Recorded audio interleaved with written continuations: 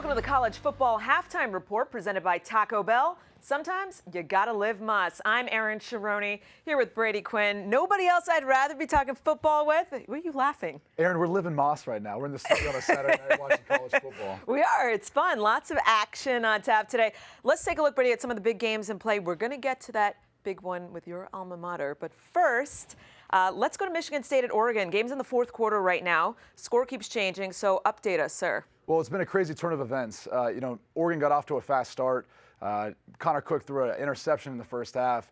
They got out to a quick lead, but then Michigan State actually came back with a dose of Oregon's own medicine by running a fast, no-huddle offense to regain the lead at halftime. But now Marcus Mariota has kind of found himself in the second half. He's passed 16 for 27 for 303 yards and 3 touchdowns, and they've added about almost 100 yards rushing on the ground as well. So they've been able to find the pace again and actually still utilize that speed they have on the perimeter to execute a more solid game plan against Michigan State. What's it looking like for the Heisman race early on? I mean, you'd have to say Marcus Mariota is putting a good foot forward out there with this kind of performance. I like that pun. Was no pun intended. All right, moving along. I said we get to your alma mater, Michigan and Notre Dame. Score update and your thoughts. Well, it's 21-0 right now. Everett Golston's just hitting on all cylinders right now. He's been extremely efficient. He's 16 of 21, 2 touchdowns. He's been taking care of the football as well. Defensively, Notre Dame's done a tremendous job on third down. They're 1 for 6 right now.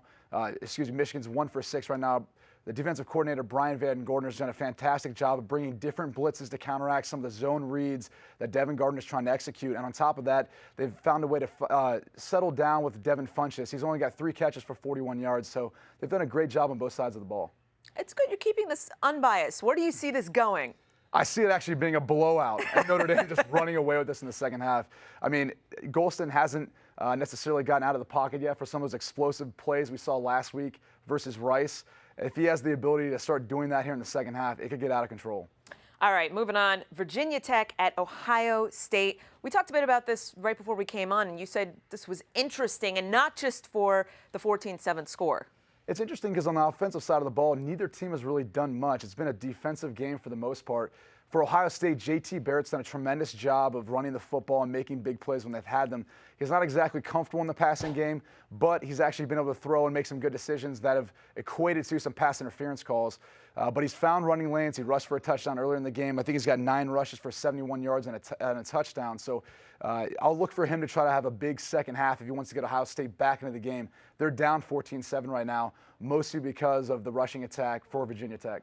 All right, but home turf advantage, maybe?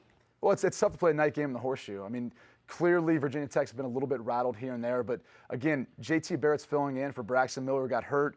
Pretty inexperienced for the most part, but he's done a good job. All right. USC at Stanford. Now, earlier in the day, it was a USC win, 13-10. That ended Stanford's 17-game home win streak, which, by the way, was the longest in the country. So came down to the wire, though. What were the keys that got USC that win? Well, it was on the defensive side of the football. They got a big strip sack on Kevin Hogan at the end of the game to get the ball back that stopped the 2-minute drive to win. And for Stanford, Kevin Hogan's got to find a way to win the big game. He hasn't had the type of performance you'd want to see out of a guy who's been their starter for quite some time now. So I'm looking for him to try to take that next step the next time Stanford's facing another ranked opponent. Favorite in the Pac-12? It's got to be Oregon. With the speed they play, which it's tough for any team to try to follow them. Michigan State tried running their own version of a quick no-huddle offense, but no one can replicate that. And on the defensive side of the football, they found a way to be able to attack the perimeter wide receivers for Michigan State. They've done a good job, Connor Cook, getting the ball to the outside, but unfortunately, they can't match that team speed that Oregon has. All right, well, more good stuff. Thank you very much, Brady. More good stuff coming your way, guys. Stick around because Brady and I will be right back after this commercial break.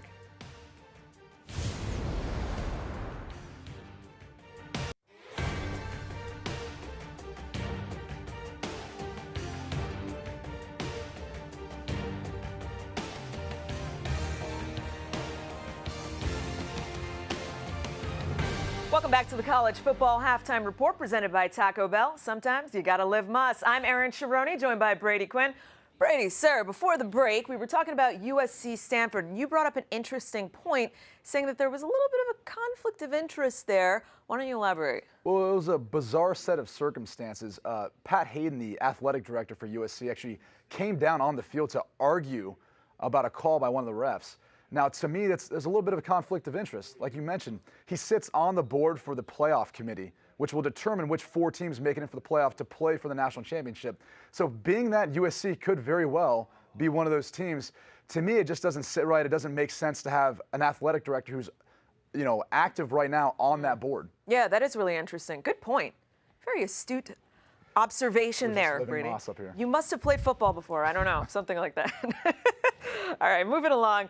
Alabama rolled, you like that pun? Florida Atlantic, 41-0. That wasn't unexpected, but the real drama, obviously, how Nick Saban and offensive coordinator Lane Kiffin handled that QB situation. So with 4 combined touchdowns, both Blake Sims and Jake Coker are our Taco Bell MVPs for this week. Brady, question of the night for you. Which guy impressed you more? Well, it was tough actually to feel impressed by either quarterback. Okay. That's more because Alabama outmatches Florida Atlanta everywhere on the field.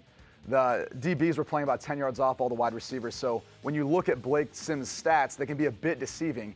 He barely threw any balls across the line of scrimmage. A lot of those big numbers came from different wide receiver screens to the outside. So even though he was extremely efficient, he still really didn't do the types of things he's going to have to do to compete in the SEC. And on top of that, he's a 5th-year guy. And towards the end of in the third quarter when they put him in, there was a play-action pass, which I don't know if it was a miscommunication of him thinking it was a run to hand the football off, or if he just nicked the running back's arm, but he ended up fumbling. They lost the ball. And that's just something you can't be doing if you're a 5th-year guy at this point in time in your career. For Jacob Coker, I thought he actually did a better job of stepping in and getting settled. He was a little bit anxious at first, missed some deep balls and some reads here and there, but as the game wore on, you could tell he got more comfortable. And I actually think Jacob Coker is going to be more the future than necessarily Blake Sims. He fits that prototypical style quarterback that Nick Saban has won national championships with Greg McElroy before and A.J. McCarron as well. So I would look to see that Jacob Coker might end up taking over this position in the future, only because if you're still having a quarterback competition now, it probably says that the younger guy is going to end up winning out if the older guy who's been there for all these years hasn't found a way to, garnish the job. But does it matter with the defense, though? For Alabama? Right. Well, I mean, look, at this point, Alabama's always had a tremendous defense. As far as playing against Florida Atlantic, I mean, they weren't really playing against anyone. It looked almost like a second-team scrimmage out there. So we'll see as things progress once they start playing other SEC opponents. It's like taking candy from a baby is what you're saying, basically. It looked very effortless for both quarterbacks out there for the most part. Okay, so that said, how does Saban and Kiffin manage the situation? Because at some point, they have to give one guy the job, right? Yeah, and I think you've got to go with the guy that you feel like gives you the best opportunity to win. And right now, they obviously feel like that's Blake Sims, and I wouldn't disagree with them. Blake seems much more confident, much more comfortable in the pocket right from the get-go. He had a nice scramble for a touchdown to start off in the game. And again, he's a veteran guy. He's been around the system for a while. The guys in that locker room respect him for his work ethic and the amount of time that he's put in over the years. But again, if it's almost equal, which it seems like it is, you give the go-ahead to the younger guy, and you may have to go through some bumps and bruises along the way of his learning process, but next year and another year after that, you may be in contention again for a national championship. All right, well, either way, second sibling syndrome, someone's going to be the number 2 man, so we'll have to revisit that on another show. Looking ahead to next week, Brady, we got a big SEC matchup right here on CBSSports.com, so make sure, everybody, that you tune in at 3:25 p.m., Georgia at South Carolina. So let's take a look at that. Georgia's 1-0 after taking care of Clemson in their opening game, week 1. What does Georgia need to do to make it 2 big wins for this season? Continue to give the ball to Todd Gurley. He rushed for 198 yards and 3 touchdowns versus Clemson last week. So you've got to feed this guy the ball as much as possible. He's dynamic in the return game as well. He actually is probably the front runner for the Heisman right now. All right, and as for South Carolina, they're beating East Carolina 27-16 right now. They're looking to rebound after getting spanked, which is a nice way of putting it, by Texas A&M at home in their opener. So what are they doing to come back? Well, I think it comes down to the production of Dylan Thompson, their quarterback. He had a tremendous game last week, even in a loss. He threw for 366 yards and 4 touchdown passes. He did have an interception. Playing against Georgia, ball security is going to be at an all-time high, so he's got to make sure he cuts down on any sort of turnovers. But I don't even know if it comes down to Dylan Thompson and his production. I actually think it comes down to their defense. They allowed last week 680 total yards versus Texas A&M, as you saw Kenny Hill go off and kind of enter into this new era at Texas A&M as the quarterback there. So it's going to come down to if they can actually find a way of stopping Todd Gurley next week from the defensive side of the football.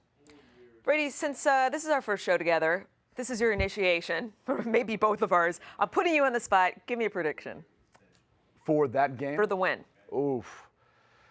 Right now, I'd say it's going to be a tight game because they're playing down in South Carolina. There's definitely some home field advantage there for the Gamecocks. But I'm going to say a tight game, 27-24 in favor of Georgia. Right now, Todd Gurley looks like a man among boys out there. Again with the puns. I like it. I mean, he's a dynamic player. I think as long as he stays healthy and they continue to give him the football, they're going to have to develop some sort of passing game on the outside. But, again, he's dynamic in the return game as well. He adds a completely different style to the game with his pounding the ball up the middle, but he also has the speed to get to the edge and make an explosive play. I like it. We'll see if you were right next week. Thanks so much, Brady, as always. That'll do it for us, folks. Remember to keep it right here on CBSSports.com for all the best in college football. I'm Erin Shironi with Brady Quinn. Catch you next time.